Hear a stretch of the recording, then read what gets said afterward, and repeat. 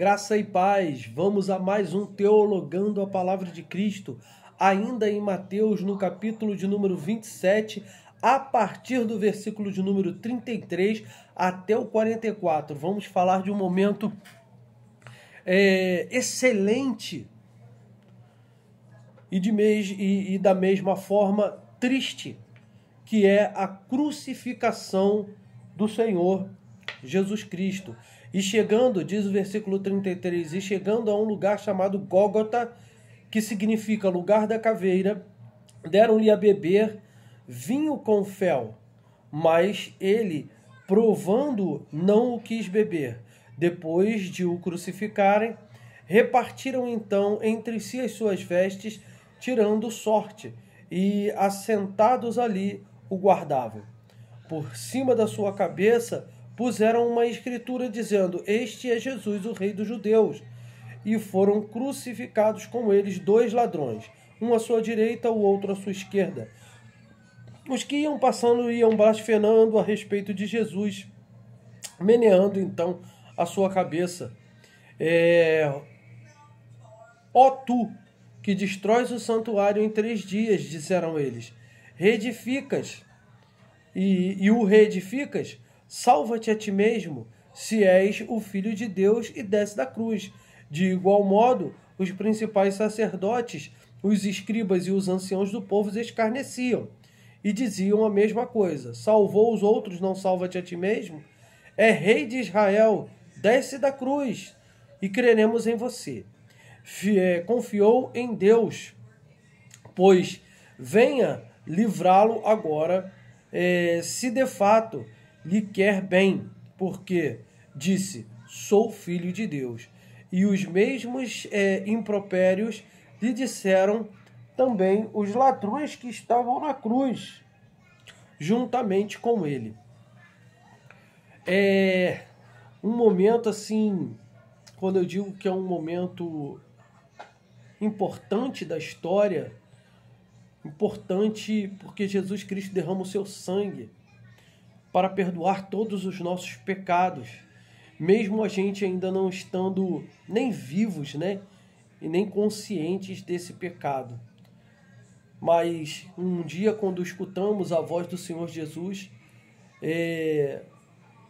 desvendado os olhos do nosso coração, pregado a palavra da verdade e ouvindo-a, todos nós cremos, sendo então selados com o Santo Espírito da promessa. Isso só podia acontecer se Jesus Cristo fosse à cruz e derramasse então o seu sangue por cada um de nós,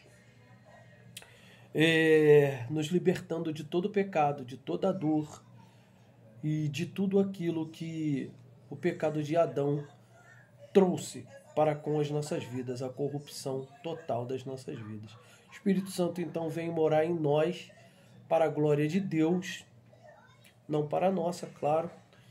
Tudo isso foi de graça para nós, foi por graça, né? Mas vamos lá dar uma decifrada boa aí nesses versículos. No versículo de número 33, alguns estudiosos que falam a respeito do Gólgota, que significa lugar da caveira, foi assim chamado por causa de uma aparência daquela pedra que parecia então uma caveira. O Gólgota deve ter sido muito usado para execuções, por estar situado em um importante local público fora da cidade de Jerusalém. As execuções ali realizadas deveriam servir como meio de intimidação para os criminosos. Bom, a grande maioria dos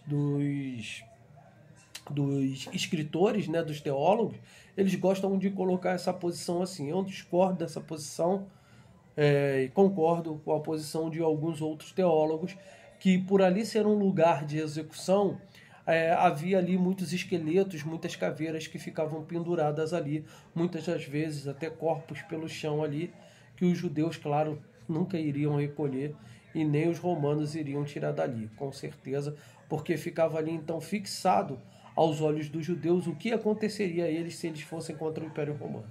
Então eu acredito muito mais no conjunto de ossos ou de ossadas que ficaram ali, inclusive crânios, ok?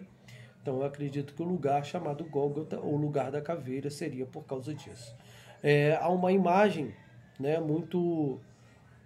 algumas pessoas colocam, mas isso não é certo, tá? Lá em Jerusalém, fora de Jerusalém, claro, fora dos muros de Jerusalém, que eles apontam lá e realmente tem uma pedra lá que parece realmente o rosto de uma caveira, né? Inclusive essa pedra já está um pouco deteriorada, mas ninguém tem a coragem, nenhum teólogo tem a coragem de afirmar que foi ali que Jesus foi crucificado. O importante é que Jesus foi crucificado, isso é que é importante, para nos tirar então do pecado, do erro e da transgressão, e uma vez crendo nele como nosso Senhor e Salvador, ser salvo e ir morar juntamente com ele dentro do reino de Deus. Versículo de número 35, então, os soldados eles tinham o costume de tirar as roupas daqueles a quem crucificavam.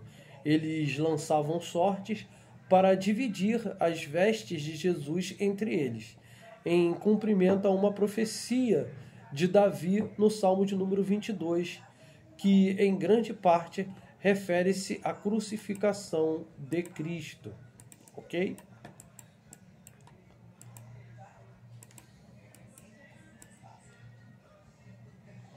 O versículo de número 40, essa acusação, ela foi usada contra Jesus em seu julgamento pelo Sinédrio. Está lá no capítulo de número 26, no versículo de número 61.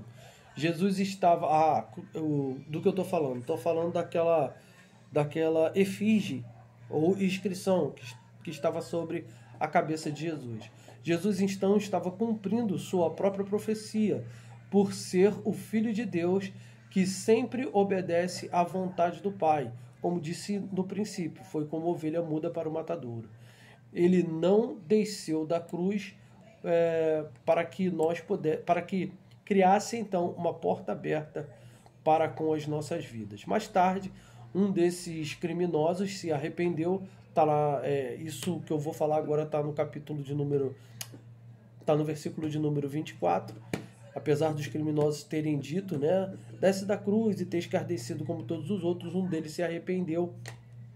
E Jesus então prometeu que esse pecador arrependido se ajuntaria a ele no paraíso. Está lá em Lucas capítulo 23, versículo 39 a 43. O versículo de número 45 em diante vai falar a respeito da morte de Jesus, ao qual nós não trataremos aqui agora. Terminamos aqui. Fica na graça, fica na paz. Até o próximo Teologando a Palavra de Cristo.